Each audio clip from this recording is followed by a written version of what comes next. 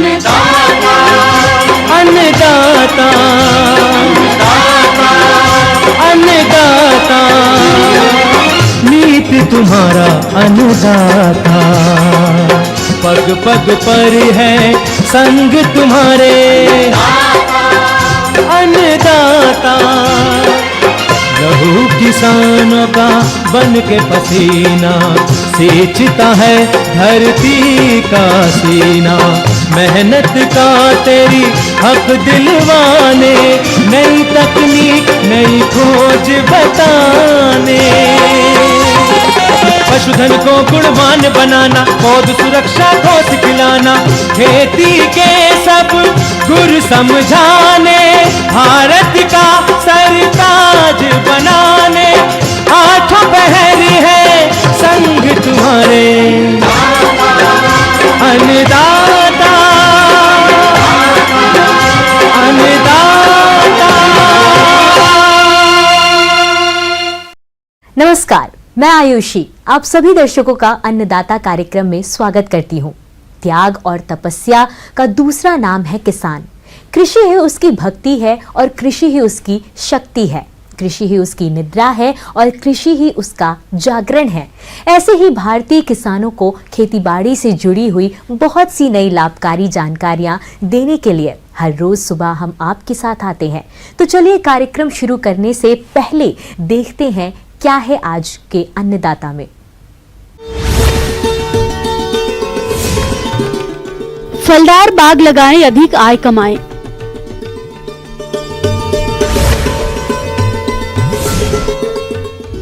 मछली सह बत्तख पालन है लाभकारी व्यवसाय।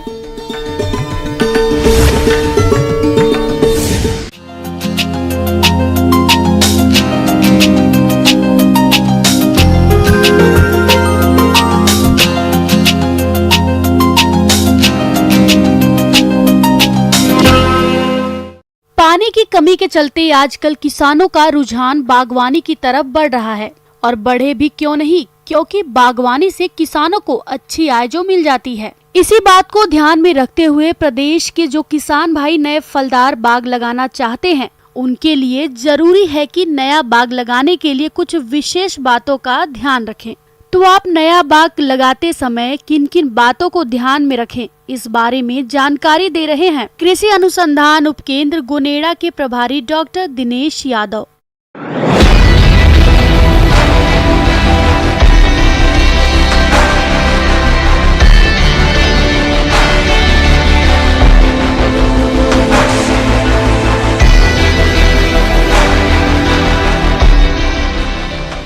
सब ट्रॉपिकल टाइप प्लांट्स ही लगा सकते हैं इस यहाँ, नहीं तो ट्रॉपिकल लगा सकते हैं और नहीं टेम्परेट लगा सकते हैं।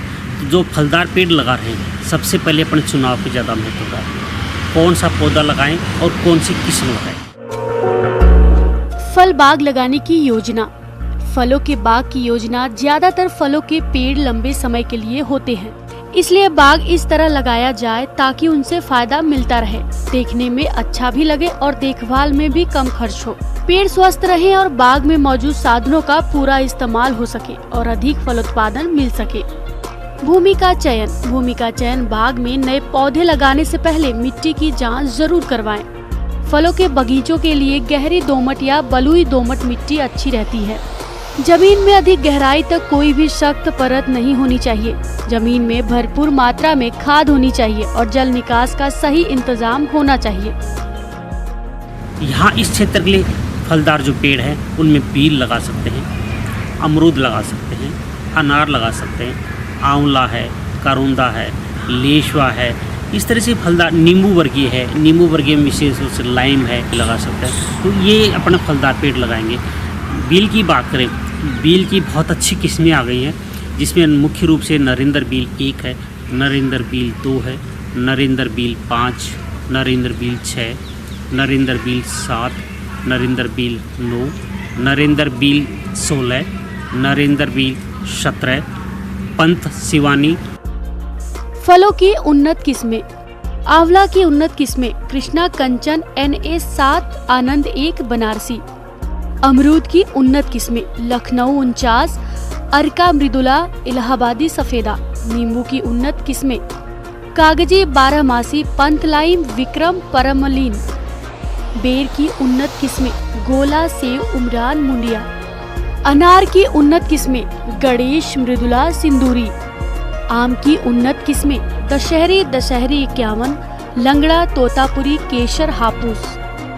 पपीता की उन्नत किस्में कुर्ग हनीड्यू पूसा मेजेस्टी पूसा नन्हा, honeydew Pusa delicious red lady.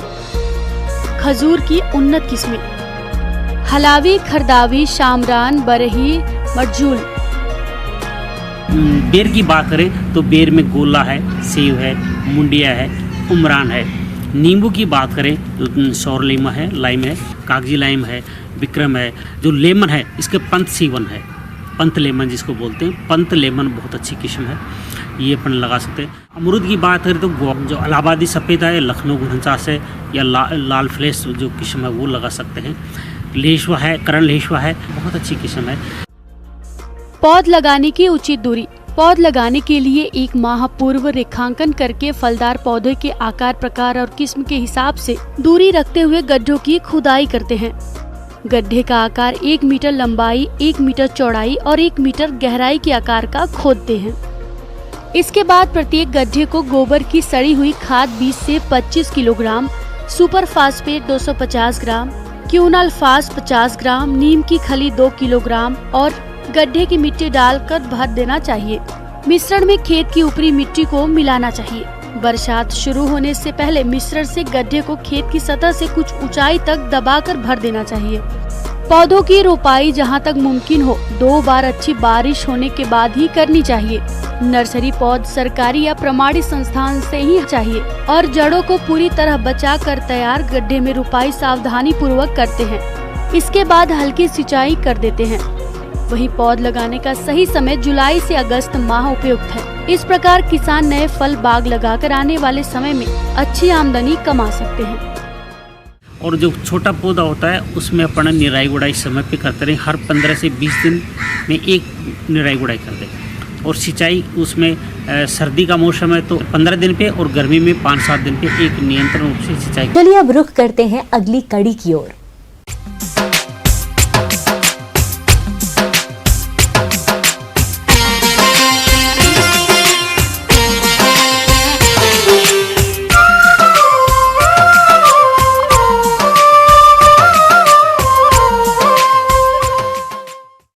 पहले किसान एक व्यवसाय की तरफ ध्यान देते थे, लेकिन अब समय बदल गया है। अब किसानों को चाहिए कि एक साथ कम जगह और कम खर्च में कई व्यवसायों को अपनाया जाए।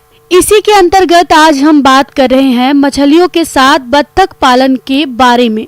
इससे किसानों को दोहरा लाभ मिलता है। एक और जहां लागत में कमी आती है, वहीं दोनों के पालन से आमदनी भी बढ़ती है। अगर आप भी मछली सा बत्तख पालन कर रहे हैं तो किन किन बातों पर खास ध्यान दें, चलिए जानते हैं।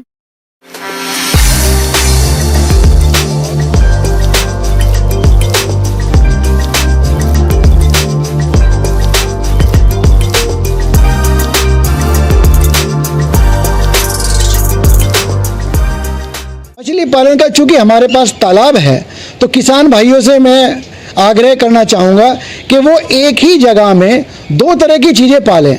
रिसोर्स हमारे पास जो हमारे स्रोत हैं वो एक ही रहेगा, और उसके साथ हम तालाब के अंदर तो मछली पाल लें और तालाब के ऊपर की तरफ बत्तखें पाल लें।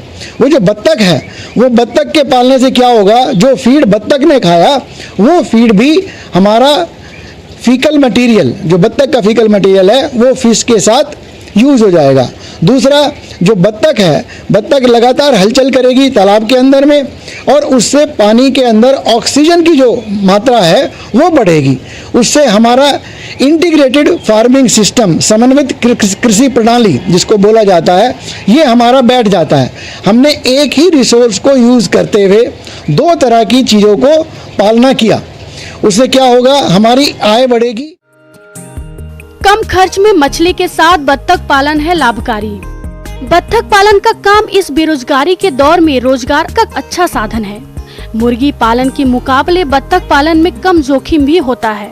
बत्तख के मांस और अंडों के रोग प्रतिरोधी होने की वजह से मुर्गी के मुकाबले बत्तख की मांग अधिक है। बत्तख का मांस और अंडे दोनों ही प्रोटीन से भरपूर होते हैं। बत्तख में मुर्गी के मुकाबले मृत्यु दर बेहद कम है, इसलिए मछली सह बत्तख पालन करके इससे दुगना मुनाफा कमा सकते हैं। बत्तख के साथ मछली पालन शुरू करने के लिए शांत जगह और पानी की पर्याप्त उपलब्धता होना बेहद जरूरी है। अधिक लाभ कमाने के लिए बत्तख और मछलियों की उन्नत नस्लों का चुनाव करना चाहिए।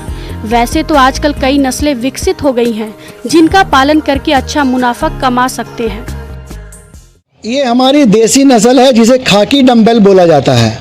खाकी डम्बेल में क्या है, वो भारत की परिस्थितियों के अनुकूल है, गर्मी को भी सहन कर लेती है। दूसरा, इसका जो अंडे का उत्पादन है वो ज़्यादा है।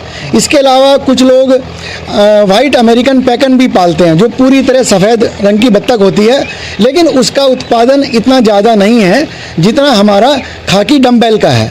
ये एक साल में 150 से 180 तक अंडे दे सकती है।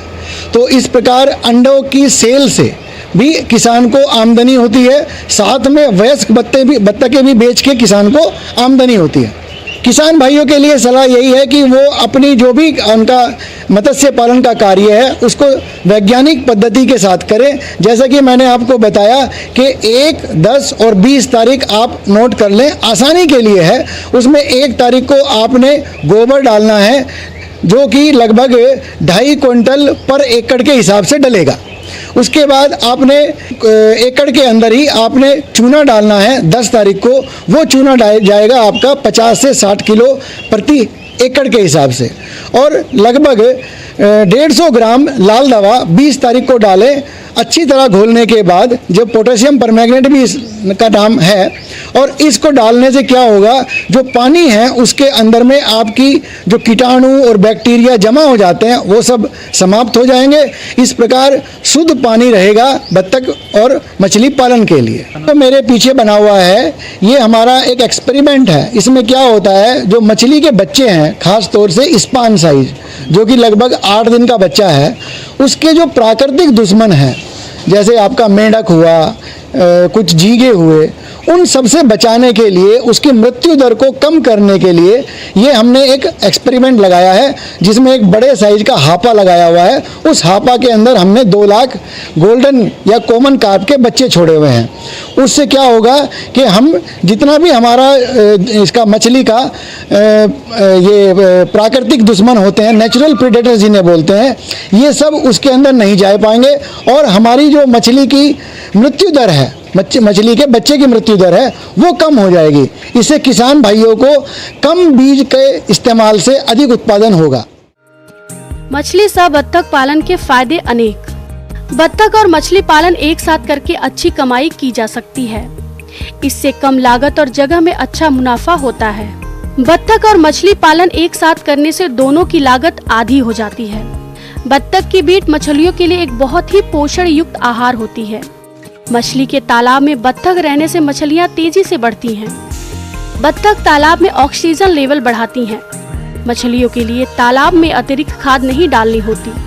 बत्तख जलीय वनस्पति को खाकर नियंत्रण कर देती हैं। मछलियों के लिए हानिकारक कीड़े मकोड़े बत्तख खा जाती हैं। इस तरह से मछली सह बत्तख पालन करना लाभकारी है। आज के समय में वैज्ञानिक तरीके से मछली सह बत्तख पालन करके प्रति हेक्टेयर प्रति वर्ष 2500 से 3000 किलोग्राम मछली, 15000 से 18000 अंडे और 500 से 600 किलोग्राम बत्तख के मांस का उत्पादन किया जा सकता है। ऐसा करके किसान अपनी आमदनी को 2 गुना कर सकते हैं। बढ़ते हैं अगली प्रस्तुति की ओर।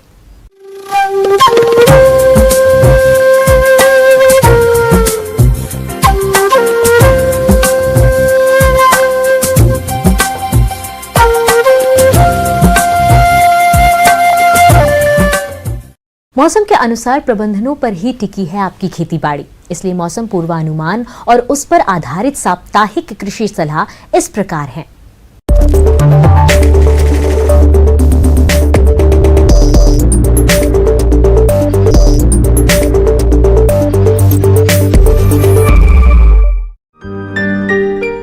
ग्रामीण कृषि मौसम सेवा मौसम पूर्वानुमान एवं कृषि सलाह जिला जयपुर द्वारा भेजे गए मौसम पूर्वानुमान रिपोर्ट के आधार पर जिला जयपुर और इससे लगे जिलों के किसान भाइयों को सलाह दी जाती है कि आगामी 2 दिनों के दौरान आसमान में बादल छाए रहने के साथ अच्छी बारिश होने की संभावना है। आगामी 2 दिनों के दौरान अधिकतम तापमान 36 से 37 डिग्री सेल्सियस और न्यूनतम तापमान 24 से 25 डिग्री सेल्सियस रहने की संभावना है। अधिकतम सापेक्षिक आर्द्रता 62 से 67% और न्यूनतम सापेक्षिक आर्द्रता 38 से 39% रहने की संभावना है। हवा की औसत गति 12 से 15 किलोमीटर प्रति घंटे की दर से चलेगी। ऐसे में इन क्षेत्रों के किसान भाइयों को सलाह दी जाती है कि कोरोना के गंभीर फैलाव को देखते हुए किसान भाई सरकार की सलाह का सख्ती से पालन करें और स्वयं की उचित देखभाल, व्यक्तिगत स्वच्छता, मास्क का उपयोग, साबुन से उचित अंतराल पर हाथ धोने और एक दूसरे से सामाजिक दूरी बनाए रखने पर विशेष ध्यान दें। जल संचयन टैंक या जल संचयन की किसी भी विधि से भविष्य के लिए वर्षा जल की हर एक बूंद को संरक्षित करें। तिल की बुआई का उचित समय है। तिल की उन्नत किस्मों में RT 46, RT 125, RT 346 एवं RT 351 का चयन करें। तिल की शाखा वाली किस्मों के लिए 2 से 2.5 किलोग्राम और शाखा रहित किस्मों के लिए 4 से 5 किलोग्राम बीज दर प्रति हेक्टेयर रखें।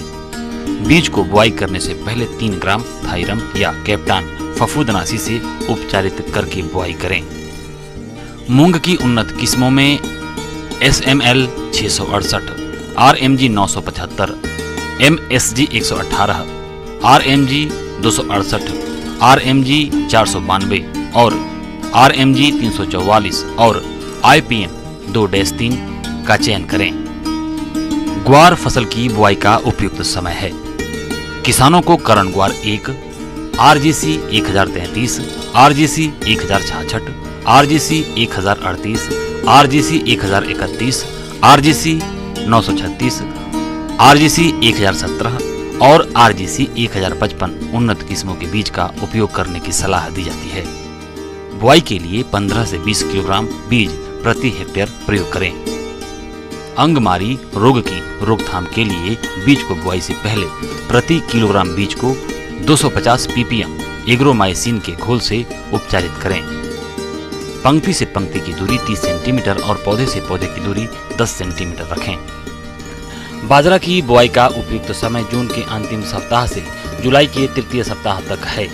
किसानों को RHB 223, RHB 234, RHB 177, RHB 173, RHB 154, HHB 299, HHB 67 improved, राज 171, MPMH 17, MPMH 21 उन्नत किस्मों के बीज का उपयोग करने की सलाह दी जाती है।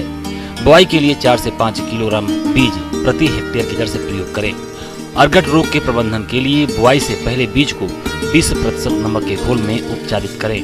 पंक्ति से पंक्ति की दूरी 40 से 45 सेंटीमीटर और पौधे से पौधे की दूरी 15 सेंटीमीटर रखें। जिन किसानों के पास मिर्च, टमाटर और बैंगन की पौध तैयार है, उन्हें खेत में रोपाई की सलाह दी जाती है। मूंगफली की बुआई का उचित समय है। RG 382, TG 37A, RG 425, RG 510, RG 559-3 व गिरनार 2 उन्नत किस्में हैं। मूंगफली की झुमका किस्मों के लिए 100 किलोग्राम बीज एवं फैलने वाली किस्मों के लिए 80 किलोग्राम बीज प्रति हेक्टेयर की दर से रखें। मूंगफली की फसल को कॉलर रट रोग से बचाने के लिए बुआई से पहले प्रति किलोग्राम बीज में कार्बोक्सिल 37.5% और थायरम 3 ग्राम मिलाकर उपचारित करें।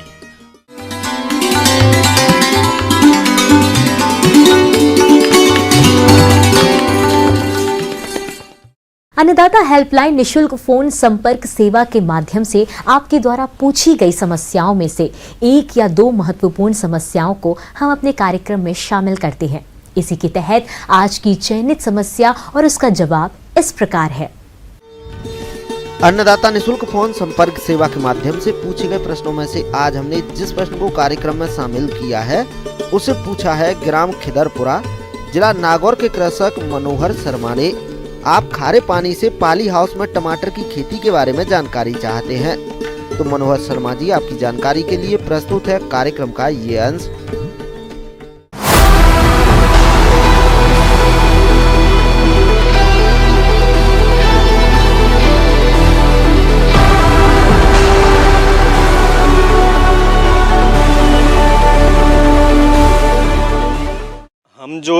पॉली हाउस में सब्जियां उगाने का जो प्रयोग कर रहे हैं वो उसमें हमने शुरुआत में 2015 में हमने इसकी शुरुआत की थी और शुरुआत में हमने टमाटर, शिमला मिर्च और हरी मिर्च इन तीनों सब्जियों के साथ में हमने प्रयोग शुरू किया था। उसके बाद में हमने 2018 के बाद में हमने सिर्फ टमाटर के ऊपर ये प्रयोग शुरू किया। हमारा उद्देश्य ये था कि एक किसान के पास जिसके पास पानी भी खारा है, ज़मीन खराब है, लवणता है, क्षारीयता है, तो ऐसी परिस्थिति में क्या एक किसान इस तरह का छोटा पॉली हाउस लगाकर उसको अपने आजीविका का एक साधन बना सकता है, उसमें क्या एक सफलतापूर्वक कोई सब्जी या कोई फसल ले सकता है। तो हमने जो प्रयोग किया इनके परिणाम जो मिले हैं वो काफ़ी उत्साहवर्धक परिणाम मिले हैं। इस प्रयोग में हमने 3, 6, 9 विद्युत चालकता के 3 तरह के लवणता के पानी हमने लिए हैं, जिस पानी को हम सिंगल ड्रिप लाइन और डबल ड्रिप लाइन, यानी एक बेड के ऊपर सिंगल ड्रिप लाइन है और दूसरी 3 बेड है उनके ऊपर डबल ड्रिप लाइन है। किसान भाइयों, टमाटर की फसल में सिंचाई के लिए ड्रिप विधि का उपयोग किया गया है।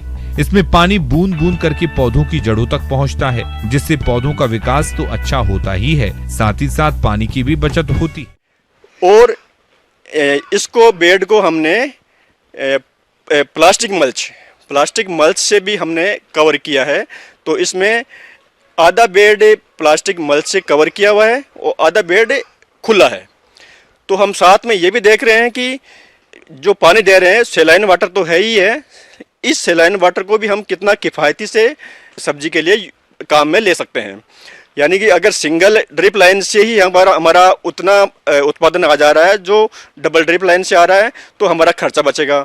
और फिर जो प्लास्टिक मल्च है, उस प्लास्टिक मल्च के उपयोग से क्या हमारा और पानी बच सकता है या कुछ जो हमारा फल आ रहा है, फ्रूट आ रहा है, उसकी क्वालिटी के ऊपर कोई असर पड़ रहा है। तो इस तरह से हमने ये काम शुरू किया है। तो जो परिणाम आ रहे हैं उनके आधार के ऊपर हम कह सकते हैं कि जो ड्रिप लाइन है, डबल ड्रिप लाइन और सिंगल ड्रिप लाइन, उसमें कोई ज़्यादा फर्क नहीं आया कि भाई डबल ड्रिप लाइन में कुछ ज़्यादा उत्पादन हुआ हो। बहुत ही कम अंतर दोनों उसमें आया है। तो हम अगर सिंगल ड्रिप लाइन से भी अगर 2 पंक्ति जो है अगर हम टमाटर के लगाते हैं तो उससे भी हम अच्छा उत्पादन उसका ले सकते हैं।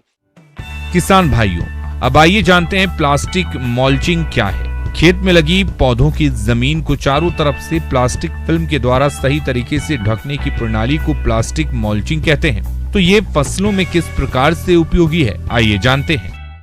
जो प्लास्टिक मल्च है, प्लास्टिक मल्च से हमारा पानी का बचाव होता है। यानी कि जैसे हम बिना प्लास्टिक मल्च कवर के जो हमारे बेड हैं उसमें हम 3 से 4 दिन में एक बार सिंचाई करते हैं।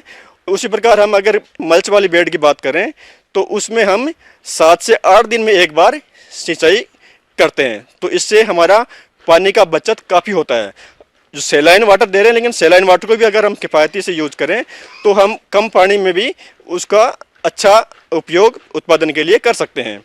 साथ ही जब हम लवणीय पानी जब दे रहे हैं, लगातार अगर हम लवणीय पानी देंगे तो जो बेड है उनमें पहले साल में थोड़ा लवणता कम डेवलप होगा और दूसरे साल में थोड़ा ज़्यादा होगा।